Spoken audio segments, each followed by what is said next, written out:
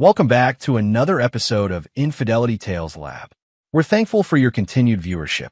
Before we begin, tell us, where in the world are you watching from? We love knowing our global reach. Now, let's dive into today's story. Chapter 1. The Floor Goes Cold.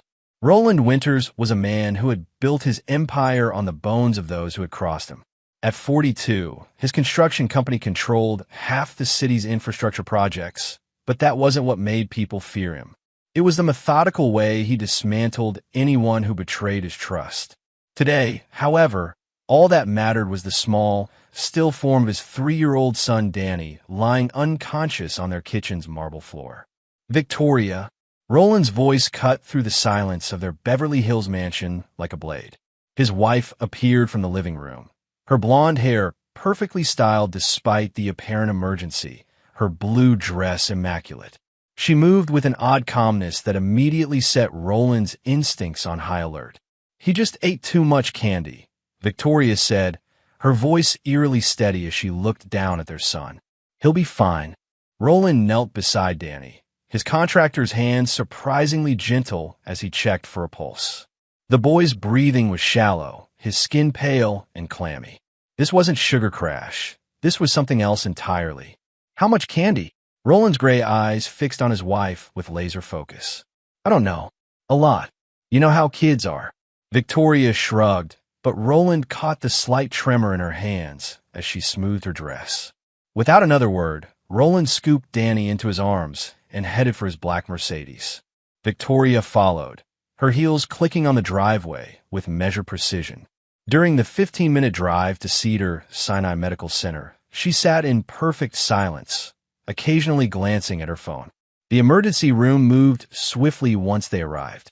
Roland held Danny while nurses took vitals and started 4. A young resident began asking questions about what the child had ingested, when suddenly the automatic doors opened and Dr. Trevor Holloway walked in. Roland knew the name. Victoria had mentioned him before as one of the pediatric specialists of the hospital. Tall, distinguished, with prematurely silver hair and the kind of confident bearing that came from years of saving children's lives. But when Dr. Holloway's eyes found Victoria, something shifted in his expression. The doctor's face went ashen. He took an involuntary step backward, his hand reaching for the wall to steady himself. Roland watched as the man's professional composure cracked like glass. "Nurse Patterson," Dr. Holloway whispered, never taking his eyes off Victoria. "Call security. She's back." The words hit Roland like a physical blow. The bustling emergency room seemed to freeze around them. Victoria's face had gone completely blank, but Roland caught the flash of something dangerous in her eyes. Not fear, but calculation. "I think there's been a mistake," Victoria said smoothly, but her voice had lost its earlier steadiness. Dr. Holloway was already backing toward the nurse's station, his hand fumbling for the phone. "Security to ER Bay 3. Immediately, Roland felt the world tilt beneath his feet. His mind, trained by years of business warfare to process information quickly, began connecting dots he'd never wanted to see. Victoria's unexplained absences, her detailed knowledge of medical procedures, the way she always seemed to know when he was traveling for business. "What's going on?" Roland's voice was deadly quiet, the tone that had made grown men break contracts rather than face his wrath. But before anyone could answer, Danny stirred in his arms, letting out a weak cry. The medical team immediately focused on the child, drawing blood and starting tests. Through it all, Roland watched his wife's face like a hawk studies prey. Security arrived, 2 large men who seemed to know exactly who they were looking for. But Victoria had already moved to Roland's side, playing the concerned mother perfectly. "There must be some confusion," she said to the guards. "I'm here with my sick child." Dr. Holloway was now behind the nurse's station, speaking rapidly into a phone. Roland caught fragments. 3 years. Thought she was gone. Yes, I'm certain. When one of the security guards approached, Roland stepped forward. His presence alone, 6 feet of controlled power in an expensive suit, made the man hesitate.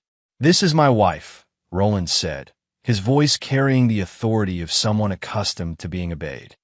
"Our son is having a medical emergency."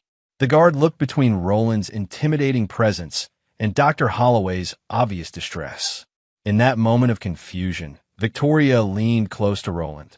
"Darling, perhaps we should go to a different hospital. St. Mary's has excellent pediatric care." But Roland's hand closed around her wrist like a steel trap. "We're staying here," he said, "until I understand what's happening." The look that passed between them was electric with unspoken threat. Victoria had always known her husband was dangerous, but she thought she could control him with the careful manipulation she perfected over their 7 years of marriage. Now, seeing the cold calculation in his eyes, she realized she might have miscalculated. Dr. Holloway had finished his phone call and was approaching with 2 additional security personnel and what appeared to be a hospital administrator.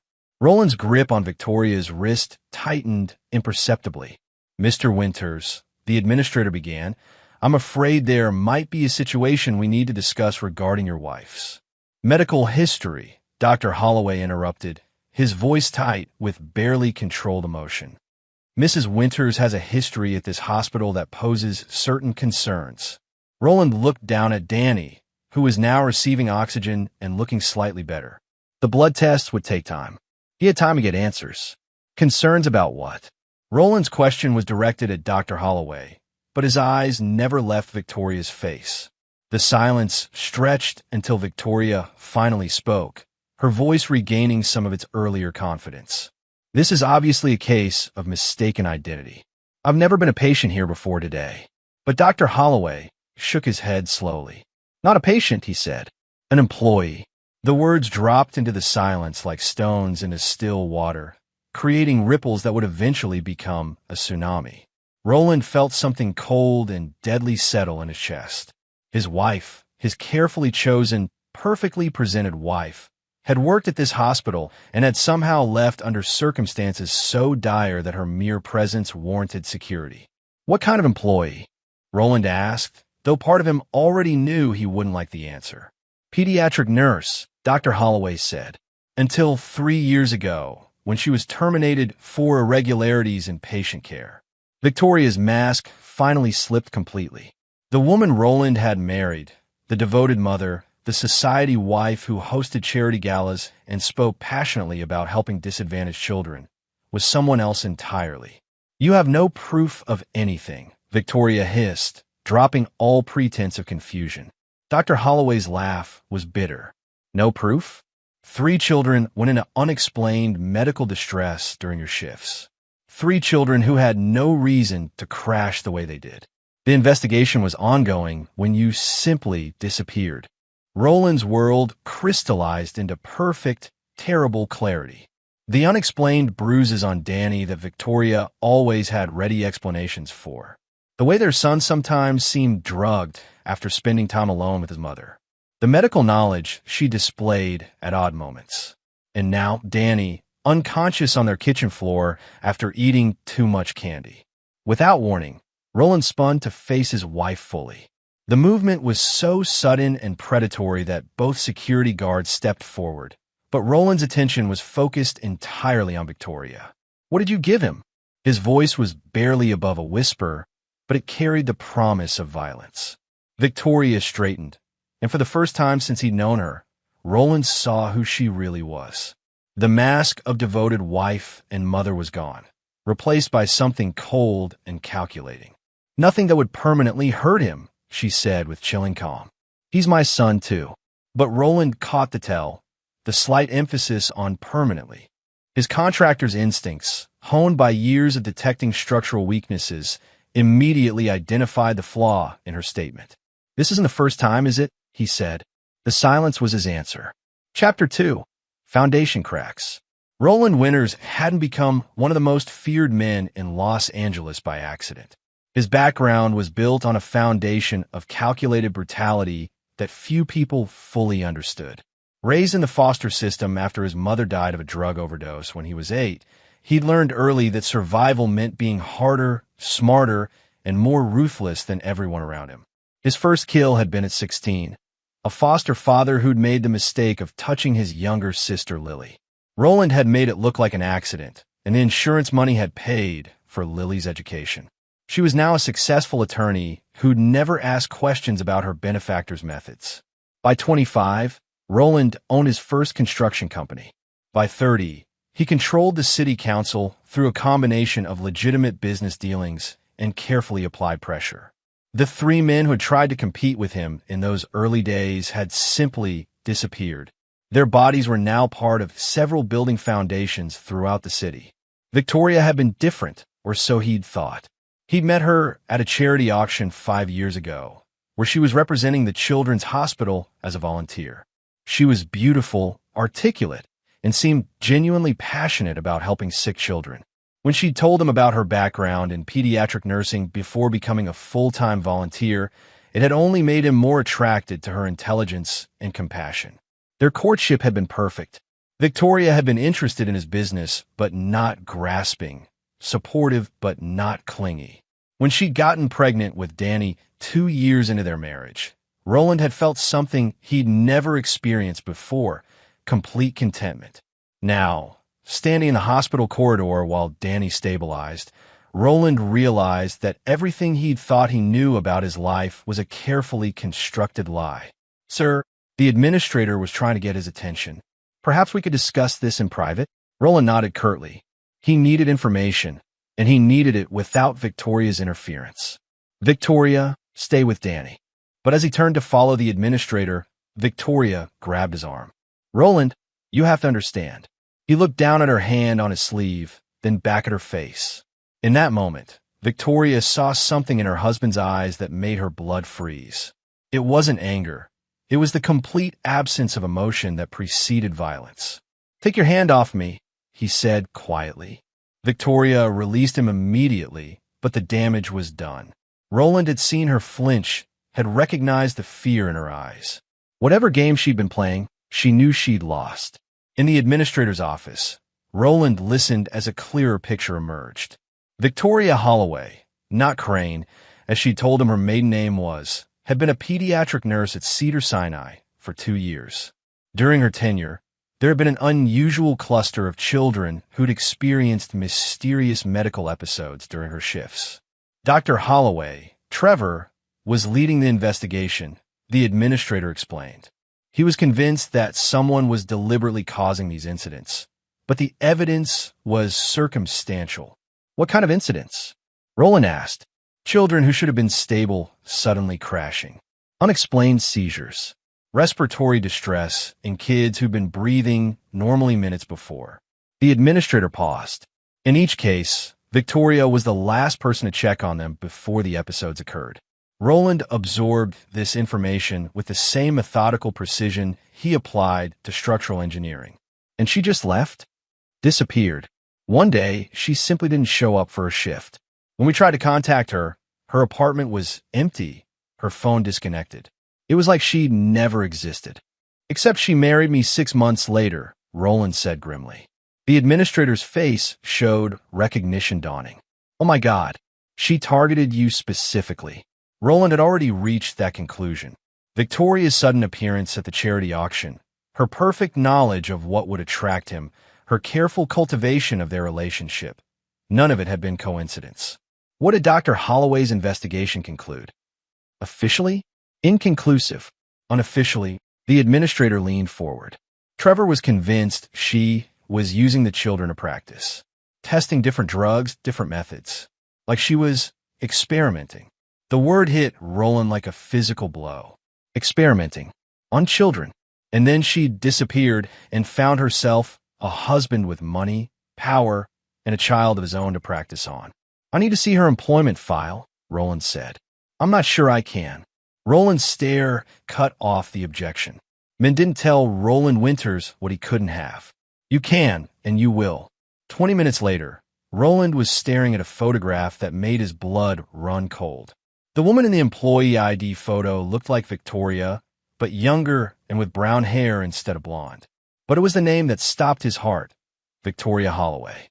Holloway, the same last name as Dr. Trevor Holloway. "They're related," Roland said. The administrator checked the file. Dr. Holloway never mentioned any family connection to Victoria Crane. Because her name isn't Crane. It's Holloway. Roland's mind was racing through implications. They're working together. The pieces were falling into place with sickening clarity. Dr. Holloway's reaction hadn't been recognition of a dangerous former employee. It had been shock at seeing his accomplice in a place where she shouldn't be. The call to security wasn't to protect the hospital from Victoria, it was to protect Victoria from being discovered. Roland stood abruptly. I need to get back to my son. But as he reached the door, his phone buzzed with a text message from an unknown number. We need to talk. Parking garage, level 3. Come alone, or Danny will have another accident. Roland stared at the message, his jaw clenching. Victoria wasn't just a child abuser. She was actively threatening his son to maintain control of the situation. She'd made her first fatal mistake. Chapter 3. Blueprint for Destruction. Roland pocketed his phone and walked back toward the emergency room with the measured stride of a predator who'd finally identified his prey. His mind was already 3 steps ahead, calculating angles and possibilities with the same precision he used to demolish condemned buildings. Danny was awake now, sitting up in his hospital bed and looking confused but healthy. The color had returned to his cheeks, and his breathing was normal. Victoria sat beside him, the picture of maternal concern, but Roland could see the tension in her shoulders. Daddy! Danny reached for him with small arms, and Roland felt a surge of protective fury so intense it took all his self-control not to grab Victoria by the throat right there in the pediatric ward. Hey, buddy, Roland said, forcing his voice to remain gentle as he lifted his son. How are you feeling? Tired. Mommy gave me special medicine because I was being bad. The words hit the room like a grenade. Victoria's face went white, but she recovered quickly. He's confused, she said smoothly. Children often mix up memories when they're sick.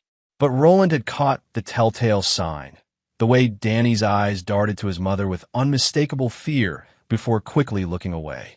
It was a behavior pattern Roland recognized from his own childhood in the foster system. The look of a child who'd learned that speaking up brought punishment. Dr. Holloway had returned and was standing near the nurse's station, watching the family tableau with poorly concealed anxiety. When his eyes met Roland's, the man actually flinched. The blood work came back normal, Dr. Holloway said, approaching the bed with obvious reluctance. Whatever was in his system has metabolized out. What would cause those symptoms temporarily? Roland asked, his tone conversational. Several things. Mild sedatives, antihistamines in large doses, certain herbal supplements. Dr. Holloway trailed off, clearly realizing he was providing a roadmap for child abuse. Roland's phone buzzed again. Another message from the unknown number. 5 minutes. Victoria, Roland said, his voice carrying just enough edge to make her look up sharply. Why don't you take Danny to get some ice cream from the cafeteria? I need to discuss his treatment with Dr. Holloway. Victoria hesitated, clearly torn between maintaining her maternal facade and avoiding leaving Roland alone with her accomplice. But refusing would raise questions she couldn't answer. Of course, she said, lifting Danny from Roland's arms. Come on, sweetheart. Let's find you something yummy. As soon as they were out of sight, Roland turned to Dr. Holloway with the full force of his attention. The man actually took a step backward. How long have you been sleeping with my wife? Roland asked conversationally. Dr. Holloway's mouth opened and closed like a fish. I what? I don't. Wrong answer, Roland said. Try again. Mr. Winters, I think there's been a misunderstanding. Roland moved closer, and Dr. Holloway found himself backed against the medication cart. The text messages, the coordinated story, the way you're both trying to control this situation. Either you're sleeping with her, or she has something on you that makes you dance to her tune. Which is it? Dr. Holloway's professional composure cracked completely. You don't understand, he whispered. God, you have no idea what she's capable of. Enlighten me. 3 years ago, I was conducting research on pediatric pain management, experimental protocols, testing new drug combinations on terminally ill children with their parents' consent. Everything was legal, approved by the ethics board. Roland waited, saying nothing. Experience had taught him that scared people filled silence with confessions. Victoria was one of my best nurses. Intelligent, dedicated, seemed to genuinely care about the children. When she suggested certain modifications to the protocols, I listened. What kind of modifications? Testing on healthy children, just to see what would happen. She said it would help us understand the drugs better, make the protocols safer for the terminal patients. Dr. Holloway's voice was barely audible. I was so focused on the potential breakthrough, I convinced myself it was justified. Roland felt something cold and deadly settle in his chest. You experimented on healthy children. It started small, mild sedatives to test consciousness levels, then stronger compounds to test pain responses. We told the parents the children were having complications from routine procedures. Dr. Holloway was sweating now, his confession pouring out like blood from a wound. Victoria documented everything meticulously. She said it was for science. But it wasn't, was it? Roland's voice was deadly quiet. I realized too late that she wasn't interested in the medical applications. She was studying their reactions for her own purposes. The way different drugs affected different children. What caused the most fear versus the most compliance. Dr. Holloway looked up at Roland with haunted eyes. She was learning how to hurt children more effectively. Roland absorbed this information with the same methodical precision he applied to demolishing structures. Find the load-bearing supports, then remove them systematically until the entire building collapsed. And when you tried to stop her, she had recordings, video evidence of my involvement. She showed me just enough to make it clear that if anyone investigated what happened in that pediatric ward, I would go to prison for child abuse while she walked away with a slap on the wrist. So you helped her disappear. Dr. Holloway nodded miserably. I gave her a new identity, helped her create a background that would pass casual inspection. I hoped she would just vanish and never surface again. Instead, she found herself a wealthy husband with a child of his own. When I saw her today, I panicked. I never thought she would be so brazen as to bring a victim to my hospital. Roland's phone buzzed. Another message. Time's up. Parking garage. Now. Dr. Holloway, Roland said, his voice carrying the finality of a judge pronouncing sentence. You're going to help me destroy her. I can't. You don't understand. She has everything documented. If she goes down, she'll take me with her. Roland smiled, and Dr. Holloway felt his blood turn to ice water. It wasn't a human expression. It was the smile of something that ate human expressions for breakfast. Doctor, Roland said conversationally, I've made men disappear for much less than what you've done. The only reason you're still breathing is that I need you functional for the next phase. But make no mistake, when this is over, your life as you know it ends. The only question is whether you spend the rest of it in witness protection or in a shallow grave. Dr. Holloway stared at the man who looked like a successful businessman, but spoke like something that crawled out of the deepest parts of hell. What do you want me to do? He whispered. Roland handed him a business card. My private number. When she contacts you, and she will, you do exactly what I tell you to do. No improvisation, no attempts to protect yourself. You follow my instructions precisely, or I will make your death so slow that you'll beg me to let you confess to every child. Dr. Holloway took the card with shaking hands. And Doctor, Roland added, already walking toward the elevator. If my son suffers so much as a scraped knee while this plays out, I will personally ensure that your death is artistic enough to be featured in medical journals. As the elevator doors closed, Roland allowed himself a moment of pure, cold satisfaction. He had his target identified, his leverage in place, and his first asset recruited. Victoria thought she was playing chess, but Roland had been playing a much more deadly game for much longer. Phase 1 was complete. Time for Phase 2. Chapter 4, Structural Analysis. The parking garage was a concrete monument to urban decay, with flickering fluorescent lights that cast sickly shadows between the support pillars. Roland found Victoria on level 3, standing beside a black BMW that wasn't his car. She was no longer bothering with the concerned mother act. Her posture was predatory, alert. You're late, she said without turning around. Traffic, Roland replied, though they both knew he'd been gathering intelligence. Victoria smiled and finally faced him. In a harsh lighting, with her maternal mask completely abandoned, she looked like a different person entirely.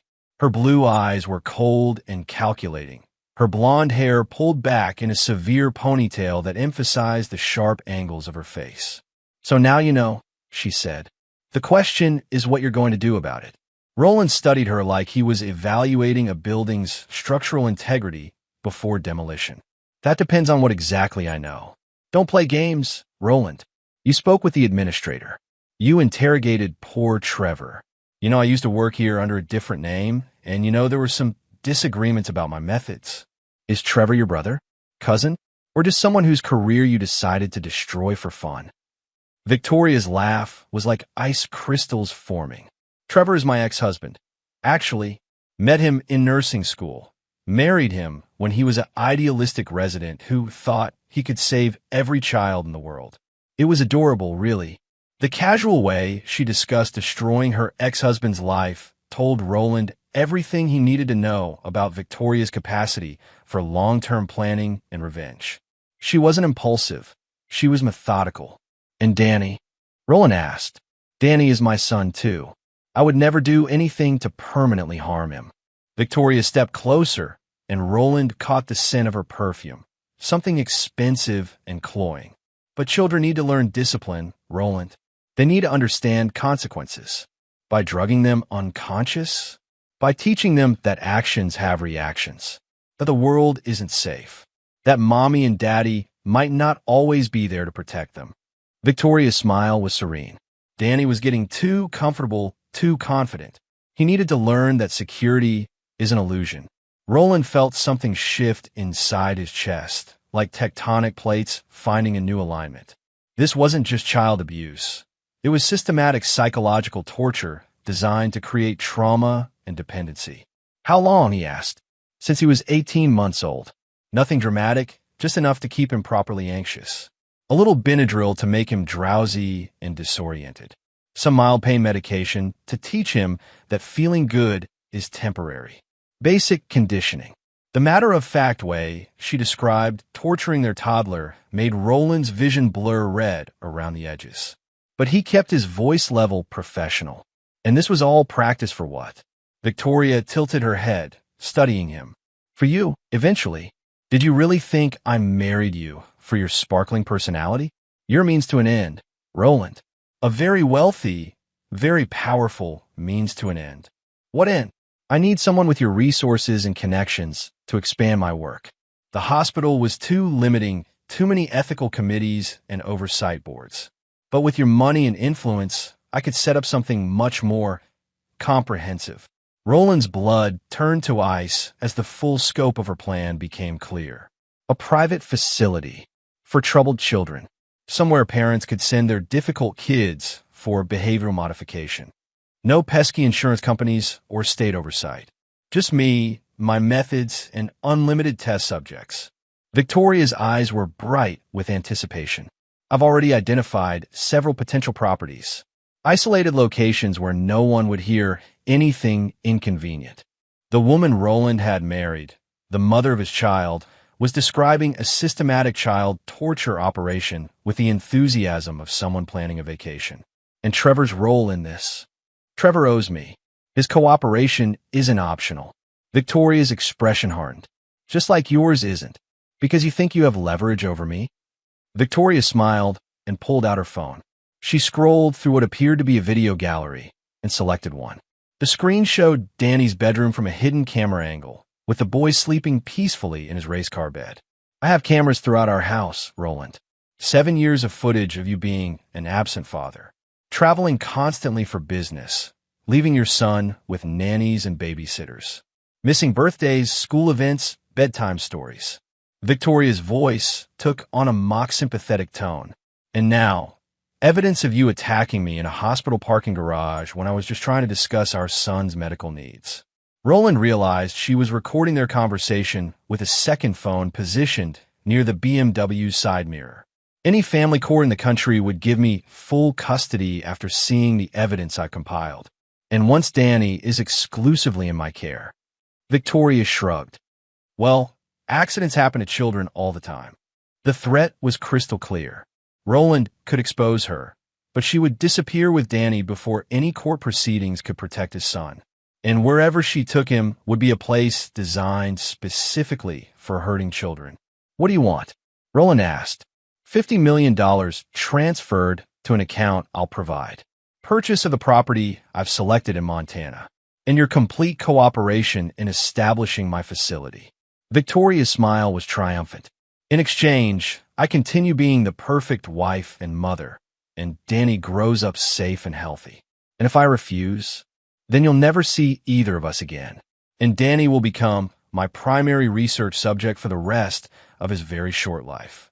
Roland nodded slowly, as if considering her terms.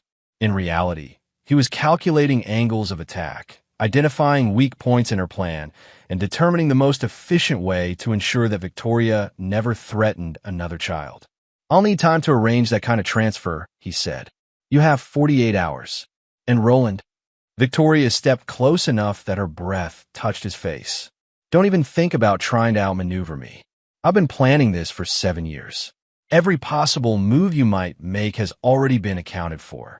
Roland looked down at the woman who'd shared his bed, borne his child, and fooled him completely for years. You're probably right, he said. Victoria's smile faltered slightly at his easy capitulation, but she recovered quickly. Smart man. I always knew you were intelligent enough to recognize a superior opponent. As Roland walked back to his car, he was already mentally reviewing his resources. Victoria was right about one thing. She'd been planning this for years and had anticipated most conventional responses. But Victoria had made one critical error in her calculations. She'd assumed that Roland was conventional. By the time Roland reaches Mercedes, he'd already identified 3 different ways to kill her that would look like accidents, mapped out the locations of 6 men who owed him favors dangerous enough to murder 4, and calculated exactly how long it would take to make her disappear so completely that not even dental records would remain. Victoria thought she was playing chess, but Roland had been playing a much older game, one where the only rule was that the strongest player left the table alive. The 48-hour countdown had begun, but it wouldn't take Roland nearly that long to end this. Chapter 5. Load-bearing walls. Roland drove home through the winding streets of Beverly Hills with the methodical precision of someone following a blueprint. His mansion sat on 3 acres of perfectly manicured grounds, surrounded by walls that offered privacy and security. What Victoria didn't know was that those walls had been designed for more than keeping out unwanted visitors. They were also excellent for keeping things in. Danny was exhausted from his hospital adventure and fell asleep in the car before they reached the gate. Roland carried his son upstairs, noting how the boy's small body seemed to relax completely only when Victoria wasn't in sight. Another data point filed away for future reference. He'll be more tired than usual for the next day or 2, Victoria said, following them upstairs. She'd seamlessly slipped back into her maternal persona the moment they'd returned to public view. Side effects from whatever made him sick. Roland tucked Danny into bed and kissed his forehead. Sleep tight, buddy. As they walked downstairs, Victoria's phone chimed with a text message. She glanced at it and smiled. Trevor wants to meet tomorrow. He's concerned about our situation. I'm sure he is, Roland replied. Would you like a drink? I think we should discuss your proposal properly. Victoria looked surprised, but pleased. That sounds civilized. Roland poured himself 3 fingers of bourbon and handed Victoria a glass of wine, her favorite vintage from his personal collection. They settled in his study, a room lined with architectural drawings and construction awards that spoke to his legitimate business success. To new partnerships, Victoria said, raising her glass. Roland nodded and drank, studying his wife over the rim of his glass. She was beautiful, intelligent, and completely without conscience. Under different circumstances, he might have admired her calculating nature. Instead, he was planning to use it against her. Tell me about the Montana property, he said. Victoria brightened, clearly enjoying the opportunity to discuss her vision. It's a former boarding school, closed 15 years ago after some financial irregularities. Isolated, self-contained, with dormitories that could house up to 60 children. The local community is small and economically depressed. They'd welcome any business that brought jobs. How many children are you planning to treat? Initially, maybe 20.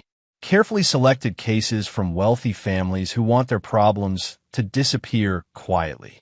Children with behavioral issues, developmental delays, anything that makes them inconvenient. Victoria's eyes gleamed. The parents would pay premium rates for specialized, discreet care. Roland nodded, as if considering the business model. And your research protocols? Much more comprehensive than what I could do at the hospital. Pain tolerance studies, psychological conditioning experiments, pharmaceutical testing. We could advance pediatric medicine by decades. The casual way she discussed torturing children for profit made Roland's hand tighten on his glass. But he kept his expression neutral, even encouraging. Would you want to begin operations? Within 6 months. I already have potential staff identified. People with the right combination of medical training and flexible ethics. Trevor will handle the legitimate medical oversight, and I'll manage the actual research. Roland set down his glass and walked to the window overlooking his pool. The water was lit from below, creating an ethereal blue glow in the darkness. Victoria, he said without turning around, what happened to the 3 children at the hospital? The question hung in the air like smoke. Roland could hear the sharp intake of Victoria's breath, followed by the soft clink of her wine glass being set down. What do you mean? She asked carefully. The 3 children who had medical episodes during your shifts. The ones Trevor was investigating. What actually happened to them? The silence stretched until Roland finally turned around. Victoria was sitting perfectly still, her hands folded in her lap, her expression unreadable. They recovered, she said finally. All of them. Of course. I would never. Victoria. Roland's voice cut through her protestation like a blade. What happened to them? This time the silence was longer. Victoria seemed to be weighing her options, calculating risks and benefits. Finally, she smiled.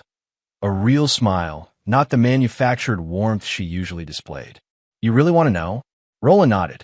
The first one was just an accident. A miscalculation with the sedative dosage. But watching him struggle, seeing how the drugs affected his system, Victoria's voice took on a dreamy quality. It was educational. So the second time was intentional. And the third, they died. They contributed to medical science.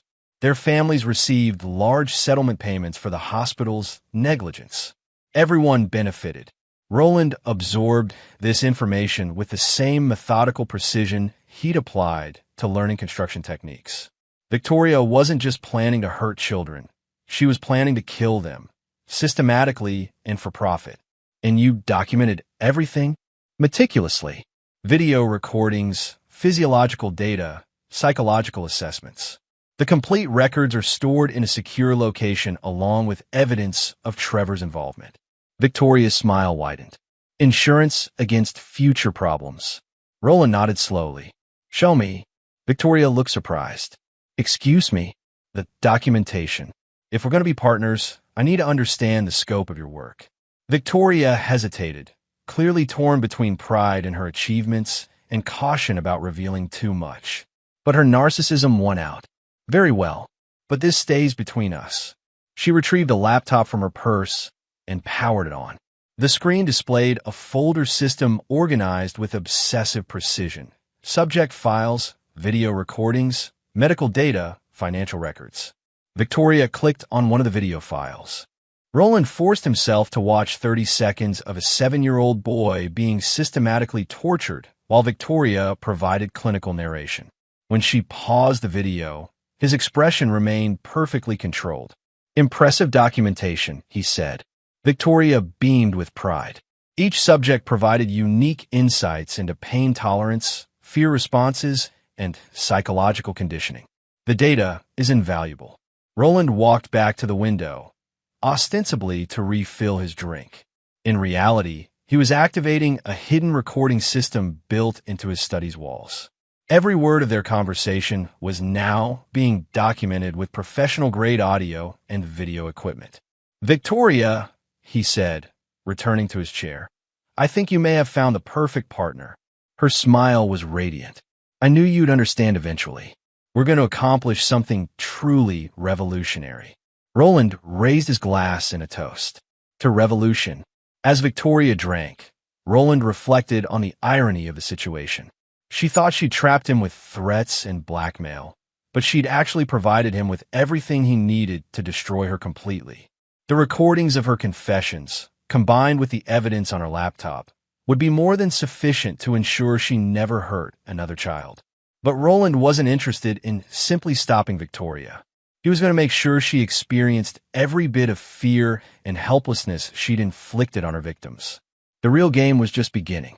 Chapter 6: Demolition Planning. The next morning, Roland woke before dawn and made his way to the gym in his basement. The space had been designed for more than fitness. It was where he came to think through complex problems that required violent solutions. As he worked through his routine, lifting weights with mechanical precision, his mind arranged the pieces of his plan like a master chess player, setting up an endgame. Victoria was still sleeping when he returned upstairs. She'd been unusually affectionate the night before, clearly believing she'd won their psychological battle. Roland had played the part of the defeated husband perfectly, even allowing her to think her seduction had been effective rather than nauseating. Danny was already awake, sitting in his room and playing quietly with toy trucks. The boy looked up when Roland entered, and the mixture of hope and wariness in his expression broke something inside his father's chest. "Hey, buddy," Roland said, sitting on the edge of the small bed. "How are you feeling?" "Better," Danny said softly. "Daddy, why did Mommy give me medicine when I wasn't sick?" The question hit Roland like a physical blow. Despite Victoria's careful conditioning, their son was beginning to understand that something was wrong with his mother's behavior. "Sometimes grown-ups make mistakes," Roland said carefully. "But I promise you, Danny, no one is ever going to give you medicine unless you really need it." Danny nodded, but Roland could see the confusion in his eyes. The boy was trying to reconcile his love for his mother with his growing awareness that she wasn't safe. "Daddy," Danny's voice was even smaller now. "Am I bad?" "What?" "No, Danny. Why would you think that?" "Because Mommy says I need to be punished when I'm bad. And she gives me the sleepy medicine when I'm being bad." Roland felt white-hot rage flood through his system, followed immediately by ice-cold calculation. Victoria hadn't just been drugging their son. She'd been convincing him that he deserved it. "Listen to me very carefully," Roland said, taking Danny's small hands in his own. "You're not bad. You have never been bad. And no one has the right to hurt you for any reason." Danny's eyes filled with tears, and Roland pulled his son into a fierce hug. Over the boy's shoulder, he caught sight of Victoria standing in the doorway, watching them with an unreadable expression. "How touching," she said. "But I think Danny needs to get ready for preschool." Roland released his son and stood, putting himself between Danny and Victoria. "Actually, I thought we'd spend the day together. Father-son time." Victoria's smile was sharp. "Danny needs routine, Roland. Consistency is important for children." "I agree completely," Roland said, "which is why from now on, I'll be handling all decisions regarding Danny's schedule, his activities, and his medical care." The standoff stretched between them while Danny watched from his bed, clearly sensing the tension even if he didn't understand its source. "We discussed this last night," Victoria said carefully. "I thought we'd reached an understanding about responsibilities." "We did, and I'm taking responsibility for my son's welfare." Roland's voice carried the authority of someone accustomed to being obeyed. "Permanently." Victoria's mask slipped slightly, revealing a flash of pure fury before she recovered her composure. "I think you're being emotional, darling. Perhaps we should discuss this privately." "There's nothing to discuss. Danny stays with me today." After a tense breakfast where Victoria maintained her maternal facade while Roland watched her every movement, she finally left for what she claimed was a spa appointment. Roland immediately called his head of security, Marcus Chun, one of the few men in Los Angeles who knew exactly what Roland was capable of and had never judged him for it. "I need complete surveillance on my wife," Roland said without preamble. "Where she goes, who she meets, what she does. And I need it starting now." "How complete?" Marcus asked. In their working relationship, this was code for asking whether the surveillance was for intelligence gathering or target assessment. "Complete enough to protect my son," Roland replied, which was code for target assessment. "Understood. Anything else?" How quickly can you have our Montana contacts compile a full background on a closed boarding school property? Something that's been on the market for 15 years. By tonight, if it's important. It's important. After ending the call, Roland took Danny to his office building downtown. The boy was fascinated by the construction equipment visible from the 42nd floor windows, and Roland found himself actually relaxing for the first time in 24 hours as he explained how cranes worked and buildings grew. "Daddy, do you build everything?" Danny asked, pressing his face against the glass. "Just the important things," Roland replied, which was more truth than poetry. His construction company was responsible for most of the city's critical infrastructure, giving him access and influence that few people fully understood. His private phone buzzed with a text from Victoria, "Having lunch with Trevor to discuss our timeline. See you tonight." Roland smiled and forwarded the message to Marcus. Within minutes, his security chief responded with an address and confirmation that surveillance was in place. An hour later, Marcus called with an update. "Your wife isn't at the restaurant she mentioned. She's at a storage facility in Glendale, and she's not alone." "Trevor?" "Negative. Unknown male, approximately 35, expensive suit, drives a Mercedes with government plates." Roland felt pieces clicking into place. Government plates? DMV shows the car registered to the Department of Health and Human Services, Child Protective Services Division. The implications hit Roland like a sledgehammer. Victoria wasn't just planning to expand her operation. She was already cultivating relationships within the system designed to protect children. Someone inside CPS was either helping her or was already under her control. "I need everything you can find on whoever she's meeting with," Roland said. "Background, finances, family weaknesses. Everything. Already on it. But boss, there's something else you should know." "What?" "The storage facility? It's registered under the name Victoria Crane. She's been paying for it since before she married you." Roland ended the call and walked to his window, looking down at the city spread below him like a model he was preparing to rebuild. Victoria had been planning this operation for longer than their entire marriage. She'd chosen him specifically because his resources and connections would be useful, and she'd spent years documenting his behavior to ensure her leverage. But she'd made one critical error in her planning. She'd assumed that Roland's love for his son made him vulnerable, that his paternal instincts would force him to comply with her demands rather than risk losing Danny. She was right about his love for Danny, but she was catastrophically wrong about what that love would make him do. Roland's phone rang, and Dr. Trevor Holloway's name appeared on the screen. "Mr. Winters? We need to meet. Tonight. There are things about Victoria that you don't know, and if we don't stop her soon, a lot more children are going to die." Roland smiled, watching his reflection superimposed over the city skyline. Victoria thought she was playing a complex game of manipulation and control, but she'd actually assembled all the pieces Roland needed to destroy not just her, but the entire network she'd built around her operation. "Doctor," Roland said, "I think it's time we had a conversation about exactly what you're willing to do to make this right." The demolition phase was about to begin. Chapter 7. Controlled Explosions. Trevor Holloway looked like a man who hadn't slept in days when he met Roland at a 24-hour diner in Westwood.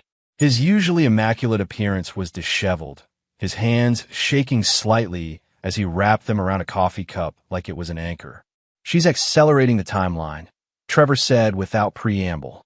"The Montana facility, the new victims, everything is moving faster than she originally planned." Roland sat across from him, noting the dark circles under the doctor's eyes and the nervous way he kept glancing at the diner's windows. "What changed?" "You did. She thinks you're going to comply, but she doesn't trust it. Victoria never trusts anyone completely." Trevor leaned forward, his voice dropping to barely above a whisper. "She's planning to take Danny and disappear within the week, with or without your cooperation." "Where?" "The Montana property. She's already arranged for a small staff to begin operations immediately. If she gets Danny there," Trevor's voice broke. "That place is designed to be invisible. No oversight, no inspections, no way for anyone to trace what happens inside." Roland absorbed this information with characteristic calm, though inside he felt the familiar coldness that preceded violence. Who's helping her? Trevor pulled out his phone and showed Roland a photograph taken from a distance. It showed Victoria talking animatedly with a heavy-set man in a suit outside the storage facility. Robert Klein, senior case worker with Child Protective Services. Victoria has been cultivating him for 2 years, feeding him information about troubled children who might benefit from specialized care. He knows what she's planning. Not the details, but he knows enough. Victoria has shown him carefully edited documentation of her success stories, children who were supposedly helped by her methods. She's convinced him that traditional therapy is inadequate for severe behavioral problems. Roland studied the photograph, memorizing the man's face, and he has the authority to remove children from their homes. More than that, he can authorize placement in private facilities with minimal court oversight, especially if the parents are deemed unfit or dangerous. Trevor's hands were shaking more noticeably now. She's built a pipeline, Roland. Parents who ask too many questions about their children's injuries get investigated by CPS. When they're found to be abusive, their children get placed in Victoria's care. The scope of Victoria's operation was even more sophisticated than Roland had realized. She wasn't just planning to hurt individual children. She was systematically corrupting the system designed to protect them. How many children are already involved? I don't know for certain. But the storage facility contains medical records for at least 15 children, all supposedly receiving specialized treatment at various private facilities. Trevor pulled up another photo on his phone. This is from inside the storage unit. Victoria doesn't know I have access, but I've been documenting everything. The image showed rows of filing cabinets and boxes labeled with clinical precision. Roland could see medical equipment, video recording devices, and what appear to be pharmaceutical supplies. She's preparing for full-scale operations, Roland said. Worse than that, she's preparing to franchise the operation. The Montana facility is just the pilot program. If it's successful, she plans to establish similar facilities in other states. Roland felt something shift inside his chest, like tectonic plates finding a new and more dangerous alignment. Victoria wasn't just a child abuser. She was an entrepreneur planning to industrialize child torture. Trevor, Roland said, his voice carrying the weight of absolute authority, I need you to do exactly what I tell you when I tell you to do it. No questions, no hesitation, no attempts to protect yourself. Do you understand? Trevor nodded frantically. What do you want me to do? First, you're going to call Victoria and tell her that I've been asking questions about her medical background. Express concern that I might be planning to expose her operation. That will make her paranoid. She might accelerate her timeline even more. That's the point. I want her off balance and making mistakes. Roland pulled out his phone and showed Trevor a number. When she contacts you again, and she will, you're going to arrange a meeting at the storage facility. Tell her you have new evidence that could implicate both of you, and you need to destroy it immediately. She'll suspect a trap. She'll suspect betrayal, but her arrogance will convince her that she can handle whatever you're planning. Roland's smile was cold and predatory. Victoria's greatest weakness is that she believes she's the smartest person in any room. Trevor stared at him with growing understanding. You're going to be waiting at the storage facility. Among other things, Roland stood and placed a $20 bill on the table. Trevor, what happened to the children at the hospital, all of them, is going to become public knowledge. The only question is whether you're remembered as an accomplice or as the whistleblower who helped stop a monster. As Roland walked toward the diner's exit, Trevor called after him. What about the man from CPS? Klein. Roland paused at the door. Mr. Klein will be dealt with appropriately. 3 hours later, Roland was in his office when Marcus called with an update. Your wife received a call from Dr. Holloway approximately 30 minutes ago. She immediately left her hotel and is currently driving toward Glendale. We also have complete background information on Robert Klein. What did you find? Divorced, 2 children he rarely sees, gambling debts totaling approximately $200,000. He's been receiving regular cash payments from a shell company that traces back to your wife. How regular? Monthly for the past 18 months. Enough to cover his debts and maintain his lifestyle, but not enough to be financially independent. Roland nodded. Klein was a classic asset, compromised, dependent, and expendable. Victoria had probably been planning to eliminate him once her operation was fully established. Where's Klein now? His office. Normal workday. No indication he knows anything unusual is happening. Good. What about the Montana property? Purchased 3 days ago through another shell company. Work crews arrived yesterday to begin renovations. The local sheriff's department has been told it's going to be a private retreat for wealthy families. Everything was moving exactly as Roland had anticipated. Victoria was rushing to implement her plan, making herself vulnerable in the process. But Roland had one more piece to put in place before the final phase could begin. Marcus, I need you to pick up Danny from preschool and take him to the safe house in Malibu.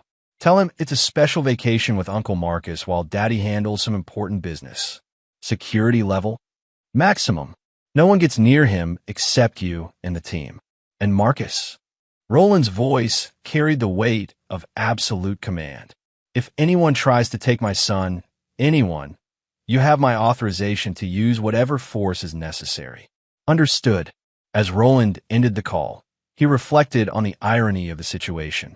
Victoria thought she was moving pieces around a chessboard, manipulating her ex-husband and controlling her current husband through threats and blackmail. But she'd actually provided Roland with everything he needed to destroy not just her, but the entire network of accomplices and enablers she'd built around her operation. The controlled demolition was about to begin, and when it was over, there wouldn't be enough left of Victoria's world to fill a shoebox. Chapter 8. Total Structural Collapse. The Glendale storage facility looked innocent enough from the outside. Rows of identical units behind chain-link fencing, designed for people storing household goods and seasonal decorations. Unit 247 contained something much darker, and by 9 p.m., it would become the site of the most carefully orchestrated destruction Roland had ever planned. Roland arrived 2 hours early, using bolt cutters provided by Marcus to gain access through a service entrance. The security cameras had been disabled through methods that Marcus assured him would leave no traceable evidence. Roland made his way to the unit's rear access point and settled in to wait. At 8:45 p.m., Trevor's Mercedes pulled into the facility parking lot. Victoria's BMW arrived 3 minutes later. Roland watched through a small gap in the unit's rear wall as they approached, their body language tense with mutual distrust. "This better be important, Trevor," Victoria said, her voice carrying clearly in the still air. "I have a flight to catch in 6 hours." "Flight to where?" Trevor asked. "Montana, obviously. The advance team is already preparing the facility." Victoria unlocked the storage unit and gestured for Trevor to enter first. "After you." Trevor hesitated, clearly recognizing the tactical disadvantage of entering first, but Victoria's impatient expression left him no choice. As soon as they were both inside, Roland activated a jamming device that would block all cell phone signals within a 50-foot radius. The storage unit was exactly as the photographs had suggested: rows of filing cabinets, medical equipment, and boxes of documentation. But what the photographs hadn't shown was the sophisticated video recording setup positioned to capture everything happening inside the unit. "What new evidence?" Victoria demanded. Trevor fumbled with one of the filing cabinets, his hands shaking. "Hospital security footage from the pediatric ward. From the nights when those 3 children died." Victoria went completely still. "That footage was destroyed." "Officially, yes. But I made backup copies before the hospital's internal investigation concluded." Trevor's voice was gaining strength as he delivered the lie Roland had coached him to tell. "High-definition video of you entering their rooms, administering unauthorized medications, and documenting their reactions." "You're lying." "Am I?" Trevor pulled out a tablet and showed Victoria a video file icon. "Shall we watch it together?" Victoria lunged for the tablet, but Trevor yanked it away. In that moment of distraction, Roland emerged from his hiding place behind the medical equipment. "I think we should all watch it together," Roland said. Victoria spun toward him, her face cycling through surprise, rage, and calculation in rapid succession. Roland, how domesticated of you to follow your wife. Actually, I'm here for something else entirely. Roland stepped closer, and both Victoria and Trevor instinctively backed toward the unit's entrance. I'm here to collect evidence. Evidence of what? Roland smiled and gestured toward the hidden cameras that had been recording their conversation. Evidence of conspiracy to commit child abuse, murder, and racketeering. Evidence of your confession to killing 3 children. Evidence of Dr. Holloway's willing participation in your experiments. Trevor looked confused. But I'm cooperating with you. But you were an enthusiastic participant for 2 years before you grew a conscience. Roland's voice was conversational, almost friendly. Did you really think I was going to let you walk away from this? The realization hit Trevor like a physical blow. You're recording everything. Comprehensive documentation. Video, audio, digital evidence, financial records. Everything needed to ensure that both of you spend the rest of your lives in maximum security prisons. Victoria's mask finally slipped completely. The woman who'd played devoted wife and mother for 7 years was replaced by something cold and reptilian. You have no idea what you're doing, she hissed. I have Robert Klein completely under my control. I have documentation of your own negligence as a father. I have connections within the foster care system who will ensure Danny disappears completely if anything happens to me. You had those things, Roland corrected. Past tense. Victoria pulled out her phone to call Klein, but the jamming device rendered it useless. Her growing panic was visible as she tried different numbers with the same result. Robert Klein is currently in federal custody. Roland continued conversationally. It's amazing how quickly someone talks when they're shown evidence of accepting bribes to facilitate child abuse. He provided a complete list of all the children you've treated through his referrals. Trevor was backing toward the storage unit's entrance, but Roland's next words stopped him cold. Don't bother running, Doctor. Federal agents are positioned throughout this facility.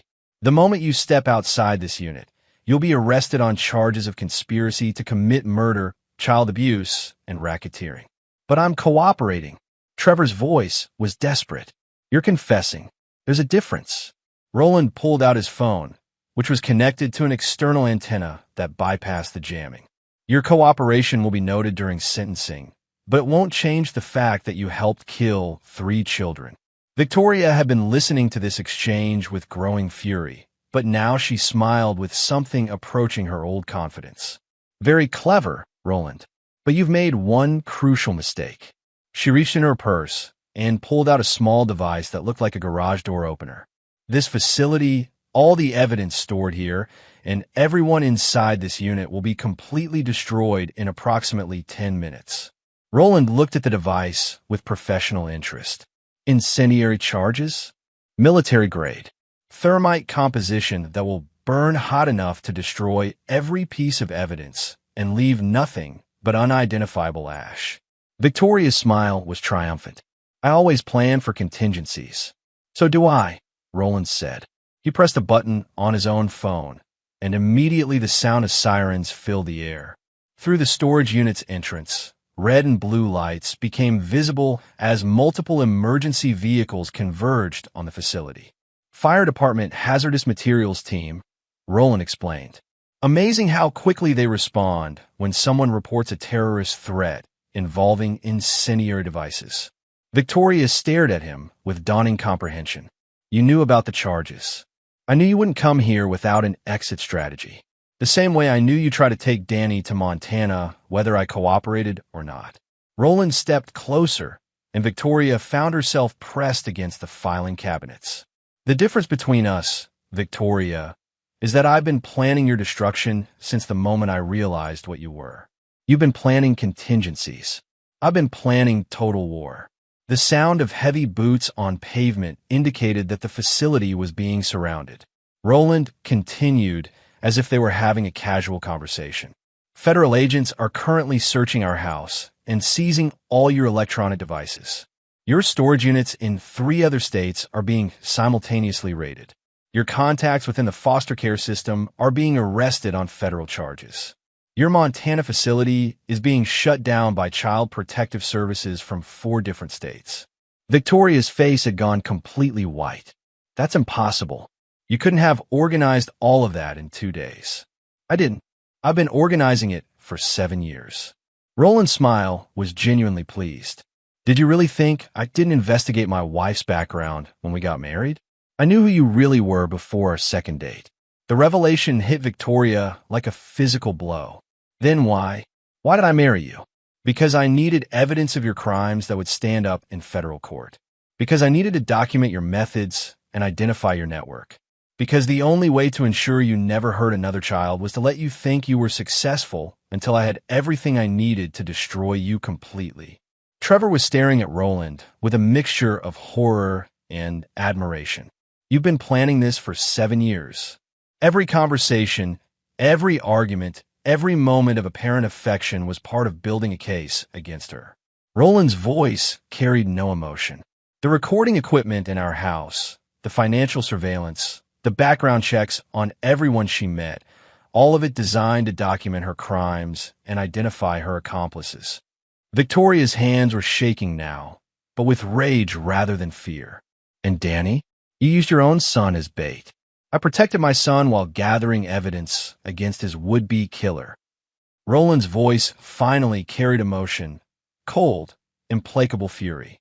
Danny spent the last 3 years with trained security personnel disguised as nannies and babysitters. Every moment you thought you were alone with him, every time you drugged him or hurt him, was being documented and transmitted to federal investigators. The sound of tactical teams entering the facility was clearly audible now. Roland checked his watch. In approximately 30 seconds, this storage unit will be surrounded by federal agents. You have 2 choices: surrender peacefully and spend the rest of your life in prison, or resist arrest and be killed in the process. Victoria's eyes were wild now, darting between Roland and the approaching tactical teams. You don't understand. I have evidence that could destroy you too. The things you've done to build your business empire are completely legal, if ethically questionable. Roland's smile was sharp, unlike systematically torturing children to death for scientific research. The tactical team reached the storage unit's entrance, their weapons trained on the 3 occupants. The team leader's voice was amplified and authoritative. Victoria Holloway, Dr. Trevor Holloway, you are under arrest for conspiracy to commit murder, child abuse, and racketeering. Step away from each other and keep your hands visible. As federal agents swarmed the storage unit, Roland stepped back to let them work. Victoria's last words to him were barely audible over the sound of handcuffs clicking into place. This isn't over. Roland leaned close enough to whisper in her ear. Yes, it is. And Victoria, every child you ever hurt is going to know that you'll never hurt anyone again. As they led her away, Victoria finally understood the true scope of her defeat. Roland hadn't just caught her.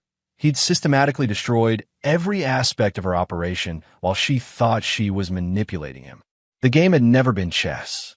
It had been demolition, and Roland was a master builder who knew exactly how to bring down structures that others thought were indestructible. Chapter 9, Foundation Reset. 6 months later, Roland sat in his office overlooking downtown Los Angeles, reading the final sentencing report. Victoria had received life without parole on 3 counts of first-degree murder, plus additional sentences for child abuse, racketeering, and conspiracy that would have kept her in prison for several lifetimes, even if the murder charges had been dismissed. Trevor Holloway had received 25 years as part of his cooperation agreement. His medical license had been permanently revoked, and he would spend the rest of his life in protective custody, as child abusers were notoriously short-lived in general population. Robert Klein and 7 other Child Protective Services employees had received sentences ranging from 10 to 15 years for their roles in Victoria's network. The federal investigation had expanded to include CPS offices in 12 states, resulting in the largest child welfare corruption scandal in American history. A soft knock on his office door interrupted Roland's reading. "Come in." Danny entered, followed by Marcus Chun. The boy had grown noticeably taller in the 6 months since Victoria's arrest, and the perpetual anxiety that had shadowed his eyes was finally beginning to fade. "Daddy, Uncle Marcus taught me how to tie knots today," Danny announced, proudly displaying a piece of rope with several complex knots. "He says every man should know how to tie things properly." Roland smiled, genuinely pleased. "That's very important knowledge. Show me what you learned." As Danny demonstrated his newfound skills, Roland reflected on the changes in his son's behavior since Victoria's removal from their lives. The boy slept through the night now, no longer waking up in terror from nightmares he couldn't explain. He played with uninhibited joy, no longer flinching when adults moved too quickly near him. Most importantly, he was beginning to trust that the adults in his life would protect him rather than hurt him. "Danny," Roland said, "why don't you show Uncle Marcus the new construction site models in the conference room? I'll be there in a few minutes." After they left, Roland returned to the sentencing report. The federal investigation had uncovered evidence of Victoria's involvement in the deaths or disappearances of 11 children across multiple states. Her meticulously documented research files had provided law enforcement with evidence linking her to cases that had been cold for years. The Montana facility had been converted into a legitimate treatment center for children recovering from trauma, a final irony that Roland found satisfying. The building that Victoria had intended as a torture chamber was now helping children heal from experiences similar to what she had inflicted.